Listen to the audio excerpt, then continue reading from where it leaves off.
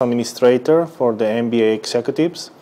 I create this small video to give you some support, some brief introduction about your final project. So if you are watching this small video, congratulations in advance. You already passed all the subjects that are requirement to get you to the final stage of your MBA. Congratulations for that. So the final step is your final project, your business development plan. The first step you need to take into the account is how to submit your ethics forms. Ethics forms is the first part before you start your proper research, your proper project. What are the ethics forms? Basically, the ethics forms are a document in which you express what kind of research you are going to develop, what kind of information and data you are going to use on your final project. That's why it's very important that you attend your sessions with your supervisor. He will explain you in detail what the difference between primary, secondary data. And basically, because you're doing an MBA executive, the best option for you, and that's the main aim of this course, is that you produce a piece of work in which you put all your skills, a business development plan.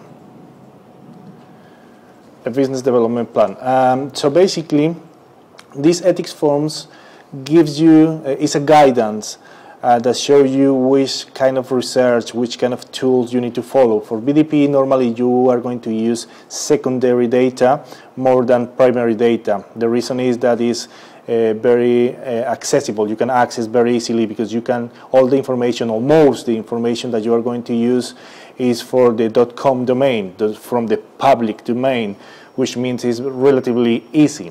Whilst primary data, if you want to create questionnaires or you want to do interviews, it will be difficult because there are additional steps and authorizations, not just from the company, but from the management, from the company you want to do the interviews or the primary research. That's why right now I'm going to focus only on secondary data. Secondary data is very easy, public domain, .com domain, and you will get more advice about that with your supervisor in your sessions.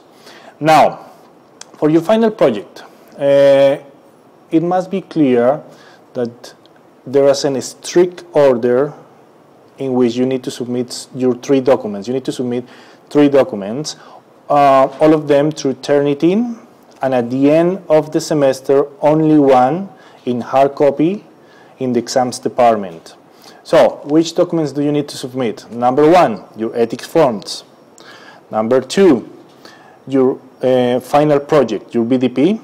And finally, your research reflection report, or called RRR.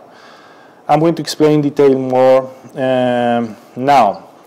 I already explained you the ethics forms gives you the guidance, the path to follow to develop your research, to create your BDP, your final project.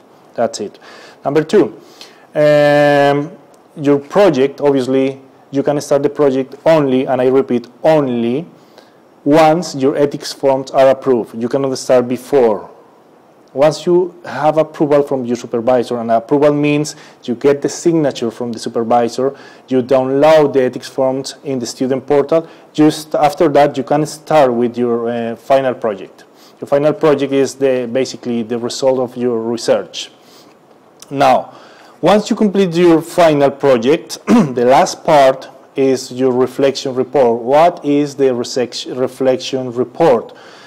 Is a piece of work that is 4,000 words, I repeat, 4,000 words, and it's compulsory, by the way, in which you basically need to explain what did you learn, how was the process through this development and creation of your final project, your experience. So it's just something more personal, more you. What did you learn? How did you get the final product that is your final project? Whilst the project, you cannot say I want to write something because it's the story or the life or the dream of my life. It must be very professional. You need to write in an academic form. Okay.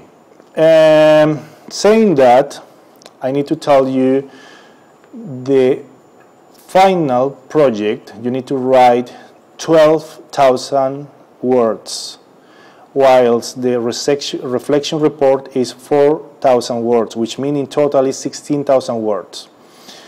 The final project, 12,000 words, means is 80% of your final mark, whilst the 4,000 words for the reflection report, it's equivalent to the 20% of your final mark.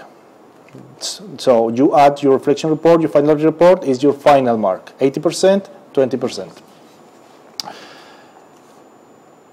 Okay, regarding your final project, within your final project is not just to write and research about the subject you want to show, you want to create, you want to develop. You need to include something very important, that is references and bibliography.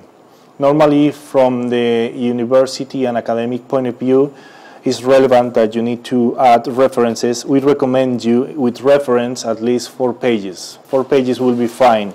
With bibliography, you should produce 2 pages.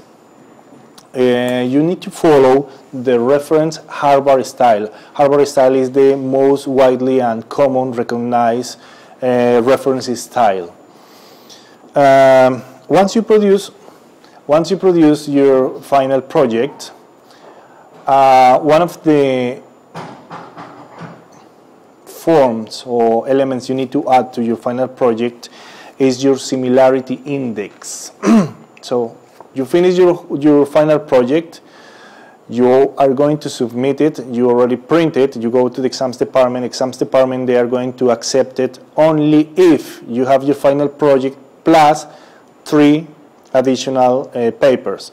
Number 1, your similarity index report. So once you submit through Turnitin, in the student portal through Turnitin, the system will show you, will create a report with your similarity.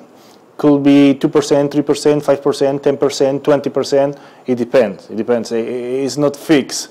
Ideally, 0% similarity will be ideally, but in practice, never happen. Everybody read from different authors. That's not the problem. If you recognize other people's work and you mention the name of the author, that's more than okay. That's why your similarity is never going to be 0%. Could be 5, 7, 8, 9, even 10% will be acceptable if you mention, you know, the right form, which sources you use it. Okay, it's very important that when you produce your work, don't use your own work or previous work. Some students, sometimes they try to use previous work from bachelors or from assignments, and they believe because it's their own work, they can just copy and paste in the final work. That's a huge mistake, and university penalize because it's called plagiarism. And even if it's your own work, it's not acceptable. So please don't copy your previous work, even if it's your own written work. Don't do that. Finally, you have to submit your 2 hard copies. You need to submit only the final project in hard copy, nothing else. The other 3, that is the ethics forms, the final project, and the reflection report, you submit 3 of them through Turnitin online. The only one that you need to print and submit in the exams department is the final project. Once you submit in the exams department, they will ask you for the index report I mentioned before, for exam permit from the accounts department in room 13, first floor, and the supervisor declaration form, which means you get the signature from your supervisor, who is telling everybody that he saw and supervised your work and is accepted. So 3 things you need to submit with your hard copy. Supervision